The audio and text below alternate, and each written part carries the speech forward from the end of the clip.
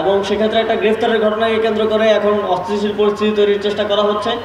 আমরা স্পষ্টভাবে বলতে চাই, কেউ যদি রাষ্ট্রদ্রোহের মতো ঘটনায় যুক্ত থাকে, সে যেই হোক, যত বড় নেতাই হোক, তাকে কোনো প্রকার ছাড় দেওয়া হবে না। আমরা সাম্প্রদায়িক সম্প্রীতির বাংলাদেশ চাই। বাংলাদেশে কোনো সম্প্রদায়কে শুধু সাম্প্রদায়িক পরিচিতির কারণে কোনোভাবেই যেন বঞ্চিত কিংবা কোনো ধরনের নিগ্রহের শিকার না হতে হয়, সেটা নিশ্চিত করতে চাই। সেটা নিশ্চিত করার জন্য কাজ করছি।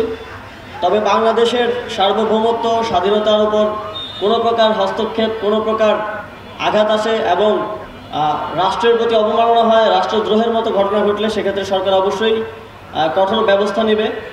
এবং সেক্ষেত্রে একটা গ্রেফতারের ঘটনাকে কেন্দ্র করে এখন অস্থিতিশীল পরিস্থিতি তৈরির চেষ্টা করা হচ্ছে।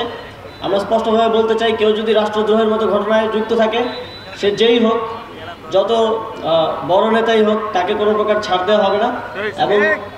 এবং এক্ষেত্রে এটা সম্প্রদায় বিবেচনায় নয়, এটা রাষ্ট্রের বিবেচনায়, রাষ্ট্রের নিরাপত্তা বিবেচনায় আইনশৃঙ্খলা বাহিনী এই ব্যবস্থা গ্রহণ করবে সামনের দিকে।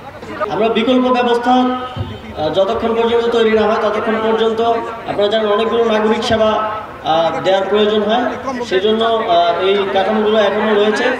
আমরা অতি দ্রুত এই বিকল্প ব্যবস্থা তৈরির মাধ্যমে ইউনিয়ন পরিষদগুলোর ব্যাপারেও সিদ্ধান্ত গ্রহণ করব। গোষ্ঠী বিভিন্ন গ্রুপকে উস্কে দিয়ে হামলা, তারপর সংঘর্ষের মতো ঘটনা গতকালকে আপনারা দেখেছেন। সকালে কিভাবে বিভিন্ন জায়গা থেকে, প্রান্তিক পর্যায় থেকে জনগণকে ভুল তথ্য দিয়ে 1000 কোটি টাকা দিয়ে ঋণ দেওয়ার স্বপ্ন দেখিয়ে ঢাকায় নিয়ে যাওয়া হয়েছিল একটা অস্থিতিশীল পরিস্থিতি তৈরির জন্য।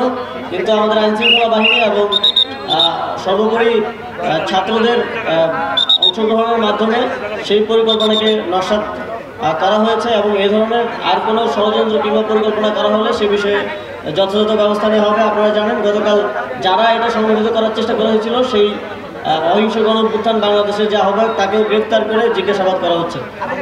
ধন্যবাদ।